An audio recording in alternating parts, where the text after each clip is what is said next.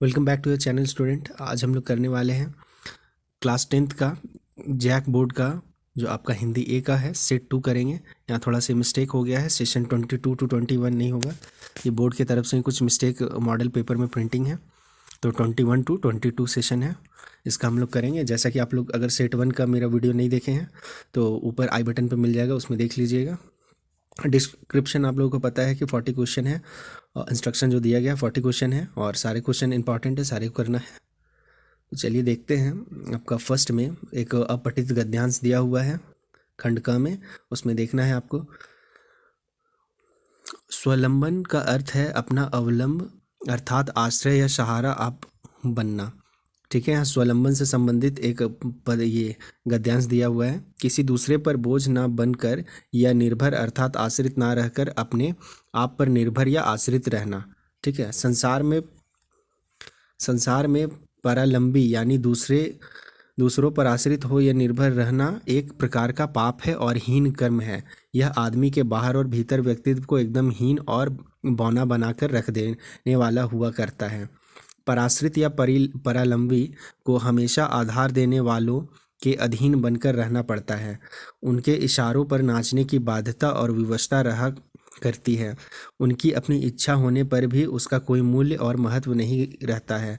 आत्मनिर्भर व्यक्ति ही सही अर्थों में जान पाता है कि दुख पीड़ा क्या होती है और मान सम्मान किसे कहते हैं। व्यक्तित्वहीन जीवन वास्तव में निरीह पुरुष और कीड़े मकोड़े से अधिक महत्व नहीं रखा करता। ठीक है, तो ये पैसेज दिया हुआ है। अब इससे हम लोग क्वेश्चन आंसर देखते हैं। फर्स्ट क्वेश्चन बना हुआ है आपका कि स्वलंबन का अर्थ क्या होता है। ठीक है, तो देखिए स्वलंबन का अर्थ हो जाएगा आपका अपना सहारा स्वयं बनना। तो फर्स्ट का बी नंबर चूज करेंगे। सेकंड क्वेश्चन है परालंबी कैसे लोग होते हैं। परालंबी मतलब दूसरों पे आश्रित। ठीक है, तो देखिए आपका ए ही नंबर में दिया हुआ है दूसरों पर आश्रित रहने वाला, तो ए नंबर चूज कीजिएगा। उसके बाद थर्ड क्वेश्चन है परालंबी किसके अधीन बनकर रहते हैं। किसके अधीन बन करके रहते हैं, तो आश्रय देने वालों के अधीन बन के रहते हैं, तो ए नंबर चूज कीजिएगा।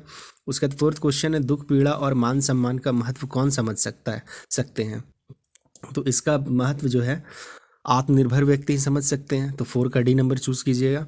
उसके बाद व्यक्तित्वहीन जीवन किसके समान होता है। किनके समान होता है व्यक्तित्वहीन जीवन, तो देखिए पशु और कीड़े मकोड़ों के समान होता है। उसके बाद आगे फिर से एक पद्यांश है, तो देखिए आप लोग जो मेरे चैनल पे नहीं हैं वो चैनल को सब्सक्राइब कर ले। और आप लोगों की जानकारी के लिए बता दूं, मैं 9th क्लास का पूरा मॉडल सेट का सीरीज़ किया था, सारा कंप्लीट हो गया। अब 10th क्लास का इंग्लिश का भी कंप्लीट हो चुका है 1 to 5 सेट। अभी हिंदी का स्टार्ट किए हैं, तो हिंदी का भी बहुत जल्द सारा सेट कंप्लीट करा देंगे। तो वीडियो में बने रहें, आगे तक देखें, स्किप नहीं करेंगे। स्किप करेंगे तो फिर समझने में दिक्कत हो जाएगा। आगे देखिए आपका यहाँ पद्यांश दिया हुआ है कि देख कर बाधा विविध बहु विघ्न घबराते नहीं, काम कितना ही कठिन हो तो बताते नहीं, भीड़ में चंचल बने जो वीर दिखलाते नहीं, हो गए एक आन में उनके बुरे दिन भी भले, सब जगह सब काल में वे ही फूले फले, चिलचिलाती धूप को जो चांदनी देवे बना, काम पड़ने पर करे जो शेर का भी सामना, जो कि हंस हंस के चबा लेते हैं लोहे के चने, या हंस हंस कर होगा। ठीक है, कठिन कुछ भी नहीं जिनके है जी में यह ठाना। तो पद्यांश एक कविता जैसा दिया हुआ है। अब इससे संबंधित कुछ क्वेश्चन दिया हुआ है। देखिए कि पद्यांश में किन व्यक्तियों की ओर संकेत किया गया है, तो किन व्यक्तियों की ओर संकेत किया गया है, तो ए नंबर में देखिए जो बाधाओं से घबराते नहीं हैं। ठीक है, तो ए नंबर आंसर हो जाएगा। फिर 7 क्वेश्चन है कि दुख आने पर कौन घबराते हैं, तो देखिए दुख आने पर बी नंबर देखिए आंसर, जो मेहनती नहीं होते हैं। तो जो मेहनती नहीं होते वही दुख आने पर घबराते हैं। देखिए जो भी पद्यांश ये सब दिया गया है वो आप लोगों के डेली लाइफ से रिलेटेड ही हैं। ठीक है, तो कोई हार्ड नहीं है, ऐसा नहीं है कि इसको पढ़ना है याद करने का ज़रूरत है, बस समझने का ज़रूरत है। 8 नंबर क्वेश्चन है कि समय आने पर परिश्रमी लोग किस प्रकार का सामना कर लेते हैं।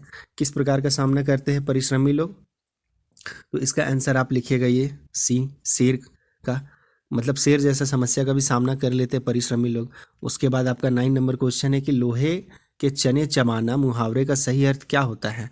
लोहे का चना चबाना, तो देखिए कठिनाइयों को झेलना होता है और साथ ही यहाँ कठिन परिश्रम करना भी हो सकता है। दोनों लोहे के चने चबाने का अर्थ ये दोनों होगा, कठिन परिश्रम करना और कठिनाई को झेलना।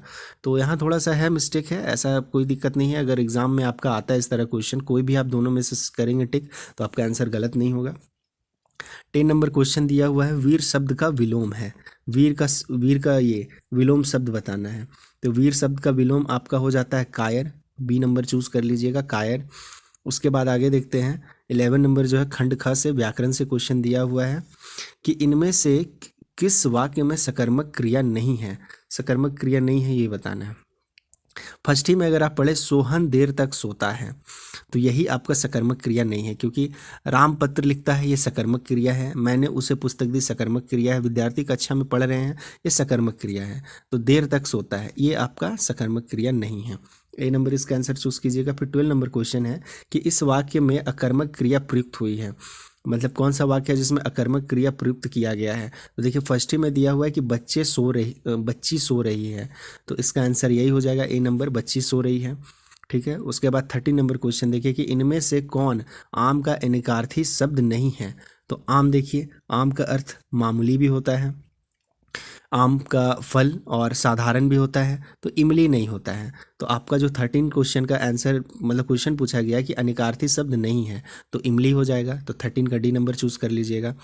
उसके बाद 40 नंबर में देखिए यथाशक्ति कौन सा समास है। तो फर्स्ट वाले वीडियो में मैं बताया कि यथाशक्ति, यथा में देखिए यथा जो शब्द है वो अव्यय है। ठीक है, तो ये आपका फर्स्ट अव्ययी भाव समास हो जाएगा। उसके बाद 15 क्वेश्चन है कि जिस समास में उत्तर पद प्रधान हो और पहले पद के साथ लगी हुई विभक्ति का लोप हो जाता है वह कौन सा समास होता है। तो ये आपका देखिए तत्पुरुष समास हो जाता है। 15 का ए नंबर चूज कर लीजिएगा, तत्पुरुष समास। तत्पुरुष समास का ये परिभाषा है, मतलब जितना भी समास है, तत्पुरुष समास, कर्मधारय समास, बहुब्रीहि समास, अव्ययी भाव समास, ये सारे समास का आप लोगों को डिफिनेशन याद कर लेना है, तो एग्जाम में ईजी रहेगा। थोड़ा डिफिनेशन मतलब समास पोर्शन को अच्छे से पढ़ लीजिएगा ग्रामर सेक्शन में। 60 नंबर क्वेश्चन देखिए कि प्रधानाध्यापक, प्रधान है जो अध्यापक, किस समास का उदाहरण है। तो ये आपका ये कर्मधारय समास का हो जाएगा। बता रहा है प्रधान है जो अध्यापक, तो कर्म को बता रहा है, तो कर्मधारय समास हो जाएगा। 16 का बी नंबर चूज कर लीजिएगा। फिर 17 नंबर क्वेश्चन है कि जब बारिश होगी तब किसान हल चलाएंगे, रचना के आधार पर वाक्य का कौन सा भेद है। तो बारिश होगी तब किसान हल चलाएंगे, तो ऑप्शन देखिए सरल वाक्य, संयुक्त वाक्य, आश्रित वाक्य और मिश्र वाक्य है। तो इसका आंसर हो जाएगा डी नंबर, मिश्र वाक्य, और डी नंबर चूज कर लीजिएगा। उसके बाद 18 नंबर क्वेश्चन है कि जो अव्यय दो या दो पदों, दो उपवाक्यों, दो वाक्यों को परस्पर जोड़ने का काम करते हैं वह डैश अव्यय होते हैं। तो देखिए कौन सा अव्यय हो जाएगा, तो बी नंबर, समुच्चय बोधक अव्यय। ठीक है, इसका आंसर बी चूज कर लीजिएगा। फिर 90 नंबर क्वेश्चन है कि कर्तृवाच्य में वाक्यों में कर्ता के कार्यों की डैश होती है। कर्ता की कार्यों की क्या होती है, तो कर्ता कार्य की प्रधानता होती है। ठीक है, तो ए नंबर चूज कर लीजिएगा 19 का। 20 नंबर में देखिए लड़कियां सो रही है, यह वाच्य का कौन सा भेद है। ऑप्शन है कर्तृवाच्य, कर्मवाच्य, भाववाच्य और इनमें से कोई नहीं। देखिए इसका आंसर सही आपका कर्तृवाच्य हो जाएगा। कौन सो रही है, तो लड़की सो रही है, कर्ता पे इसका प्रभाव पड़ रहा है कर्म का। उसके बाद आते हैं आगे, खंड ग है आपका, एक पद्यांश दिया हुआ है उसको पढ़ करके करना है। पद्यांश में देखते हैं, फसल क्या है और तो कुछ नहीं, वह नदियों के पानी का जादू है, वह हाथों के स्पर्श की महिमा है, भूरी काली संदीली मिट्टी का गुणधर्म है, रूपांतर है सूरज की किरणों का, सिमटा हुआ संकोच है हवा की धड़कन का। ठीक है, ये आपका कविता है, पाठ्य पुस्तक से दिया हुआ है। ये पाठ्य पुस्तक में आप ये कविता पढ़े होंगे, फसल कविता, उसी से दिया हुआ है। देखिए फर्स्ट क्वेश्चन भी है आपका कि प्रस्तुत पंक्तियाँ किस कविता से ली गई है, तो प्रस्तुत पंक्ति जो फसल से ली गई है, तो ए नंबर इसका आंसर चूज कर लीजिएगा। उसके बाद 22 नंबर क्वेश्चन है, फसल किसका जादू है। तो फसल किसका जादू है, तो फसल आपका नदियों के पानी का जादू है। तो 22 का भी आप ए नंबर चूज कर लीजिएगा। उसके बाद 23 में दिया हुआ फसल किसका रूपांतर है। तो फसल आप देखिए सूरज की किरणों का, पोयम में पढ़े थे अभी, सूरज की किरणों का रूपांतर है। उसके बाद फसल किसका गुणधर्म है, तो फसल जो है आपका वो मिट्टी का गुणधर्म है। ए नंबर इसका भी चूज कर लीजिएगा। चीज़ ध्यान दीजिए, पाठ्य पुस्तक से जो भी क्वेश्चन दिया गया है, तो पाठ्य पुस्तक को अगर आप इंग्लिश या हिंदी जो भी पढ़ते हैं डिटेल में पढ़ेंगे, डिटेल में अगर चैप्टर को अच्छे से पढ़ लेंगे, क्योंकि क्वेश्चन उसी के अंदर से दिया हुआ है, स्पेशली कोई चैप्टर का क्वेश्चन नहीं है, ठीक है। मतलब स्पेशली क्वेश्चन आंसर जो देता है उससे नहीं दिया गया है, चैप्टर के अंदर से दिया गया है, तो डीपली चैप्टर को स्टडी करें। फिर 25 नंबर है, वज्र छिपा नूतन कविता फिर भर दो, यह पंक्ति किस कविता से ली गई है? तो यह कविता जो है आपका ये ए उत्साह से ली गई है, तो उत्साह चूज कर लीजिएगा, ए नंबर। फिर 26 नंबर, उत्साह कविता में आए निदाद शब्द का अर्थ, मतलब क्या अर्थ है, तो इसका अर्थ बताना है। तो इसका अर्थ आपका हो जाएगा, देखिए ये अत्यधिक गर्मी, तो 26 का भी ए नंबर चूज कर लीजिएगा। 27 में है कि गोपिया ने किसे भाग्यवान कहकर संबोधित किया है, तो सूरदास का जो आपका पद था उसी से ये दिया गया है। तो गोपियां हैं जो कि किसे कहती है, तो उद्धव को, उद्धव जो हमेशा श्री कृष्ण के साथ रहते हैं, ठीक है। उसका 28 नंबर है कि गोपियां की दशा किस पक्षी के समान हुई है, तो गोपियां की जो दशा है वो हारिल के समान है, मतलब हारिल एक पक्षी है उसी के समान है। उसके बाद आगे देखते हैं, तो एक गद्यांश दिया हुआ है, गद्यांश पढ़ के क्वेश्चन आंसर बताना है। देखिएगा, थोड़ा पढ़ लेते स्पीड में, कि पान वाले के खुद के मुंह पान ठूंसा हुआ था, एक काला मोटा और खुशमिजाजी आदमी था। हालदार साहब का प्रश्न सुनकर वह आंखों ही आंखों में हंसा, उसके तोंद थिरकी, पीछे घूमकर उसने दुकान के नीचे पान थूका और अपनी लाल काली बत्ती सी दिखाकर बोला, कैप्टन चश्मे वाला करता है क्या करता है? हालदार साहब कुछ समझ नहीं पाए, चश्मा चेंज कर देता है। पान वाले ने समझाया, क्या मतलब, क्यों चेंज कर देता है? तो हालदार साहब अभी भी नहीं समझ पाए। कोई गिराक आ गया, गिराक यहाँ ग्राहक होना चाहिए था, ग्राहक आ गया, समझो उसको चौड़े चौखट चाहिए, तो कैप्टन किधर से लाएगा? तो उसको मूर्ति वाला दे दिया, उधर दूसरा बैठा बिठा दिया। ये एक जो है आपका, ये क्या था आपका स्टोरी है नेताजी का चश्मा, उसी से लिया गया है, ठीक है। नेताजी का चश्मा का पाठ आप पढ़े हैं, तो आप देखिए। फिर क्वेश्चन है कि प्रस्तुत अंश अंश जो है वो किस पार्ट से लिया गया है, तो ए नंबर ही चूज कीजिएगा, नेताजी का चश्मा। फिर 30 नंबर है कि पान वाले ने मुंह में क्या ठूस रखा था, तो पान वाले के मुंह में क्या होगा, पानी होगा, तो 30 नंबर का सी चूज कर लीजिएगा, पान ठूस रखा था। उसके बाद पान वाला कैसा आदमी था, तो पान वाला आपका देखिए